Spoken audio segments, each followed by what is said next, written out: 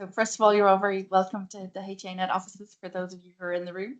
It's really great for me to have like my people around me, having moved from libraries into a more research support role. So for those of you who don't know me, my name is Jenny O'Neill. I joined HANet about 18 months ago, and at that time, I took over as HANet's rep on the LIR committee, and I've been having great fun ever since then. So today I'm going to talk about RESIN, which is a community of practice that we set up.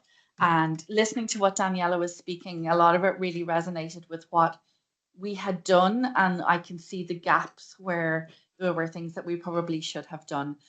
So as Sinead said, it brings together research support staff from RPOs and funders and research infrastructures.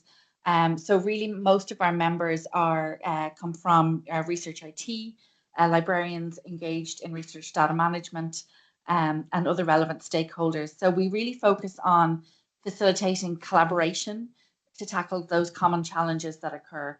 And it's right across all of the different institutes within Ireland. In terms of our membership, we have IT staff actively involved in supporting researchers within their organizations, librarians and other information professionals specializing in research data management, with a keen interest in open research as well. And then we have some researcher managers and administrators who are kind of facilitating that research process. It's open to anybody can join. So if any of you are interested in joining, you are more than welcome. And then day-to-day collaboration of the forum happens mainly through Teams. So we have a Microsoft team that we are able to use as a mailing list. We do have a way to collect files, to share files, and also to have kind of a chat functionality, although that isn't as active as it possibly could be. Each year we have developed a work plan. So that kind of gives us what we want to achieve within the next year. Our first one looked at 2022 to 2023. We had a separate work plan in 2024. For this year, we haven't really developed that. I think we're getting to that point that Daniela spoke about where we perhaps need the kind of that continued energy. But I'm going to talk through some of the outputs of the previous work plans. So we created a research support maturity assessment model. So this was a smaller group within the community of practice who took this on. And there's a link there to the record on Zenodo. And this helps different organizations to assess their research support maturity, to see what they have in place, what might be missing in terms of supporting researchers within their institutions. And then also when you get to a certain level of maturity, what are the next steps then? How do you really improve on that? So this is currently being used by one of the North funded research projects, looking at developing research data management frameworks within Ireland. One of the other outputs that was developed, and again with a separate, different, smaller kind of cohort of people, was looking at research IT competency. So research IT is something which exists within some of the institutions around Ireland, but not all of them.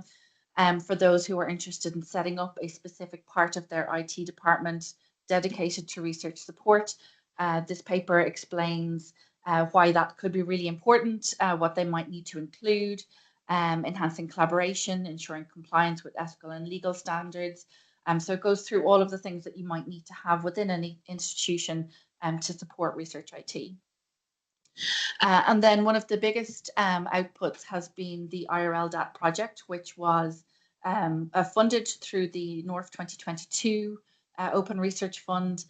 We have just found out that we hopefully have funding through the Department of Education to bring this into a live production service. So this is a storage platform for active research data, which allows much easier collaboration across different institutions. And when the consortium was being developed for this project, RESIN was the obvious home to look for people who might be interested in working together. So that has been a really, really successful collaboration, which has come directly out of RESIN. We also have developed a series of what we call info shares. So this is monthly sometimes it's more frequent, sometimes it's less frequent. We try to kind of go with the ebb and flow of during the summer, nobody's around. Around Christmas is usually a bit crazy for people. and build it into our schedules. But they're really designed to be informal, cafe style, drop-in sessions with different topics that are going to be relevant to the members that we have. So we either look to the community themselves to say, are you working on a really interesting project you think might be of use to other colleagues in other institutions? Or most likely what happens is I find something that I'm really interested in and I go, hey, can you come and talk at a RESIN info share? Because I want to hear about more of this. And maybe somebody else will want to hear more about it as well.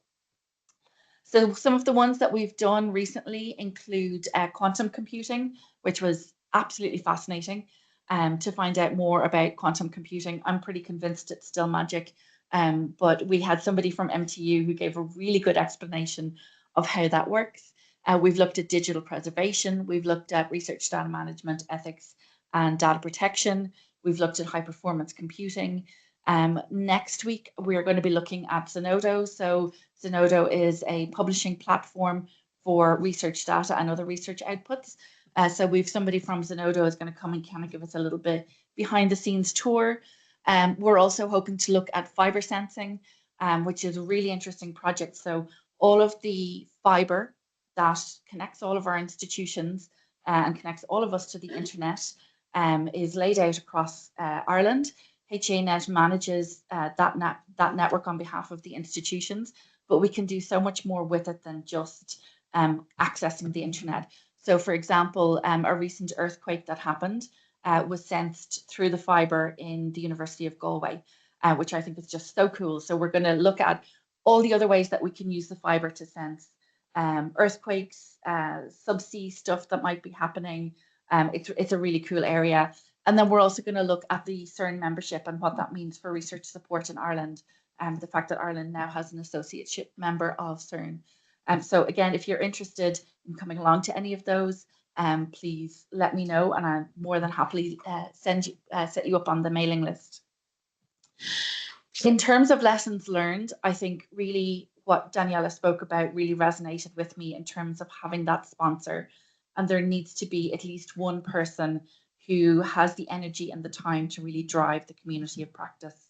It can be really, really difficult for people to find that time within their own working. So we've been really, really lucky within HEAnet that RESIN is actually recognised in our community, in our company plan. And so within our internal strategy documents, growing the RESIN community is recognised as a really important thing for us. Initially, when RESIN was set up, it was anticipated that HEAnet would take a kind of a light touch approach to it, but without somebody else kind of stepping up and saying they have the time to take it on, we've kind of said, look, we will continue to grow it. So it's part of my workload, but it's actually built into my workload as well. So it's recognized. We have that external sponsorship, we have that recognition, and we have that kind of formal structure as well. So really, I think that is the kind of the key thing for me, is making sure that whoever takes on leading the community of practice has that recognized in whatever way that happens to be within your organization. And I'm gonna wrap up there because we have two other really amazing speakers, and I want to make sure to give them plenty of time as well.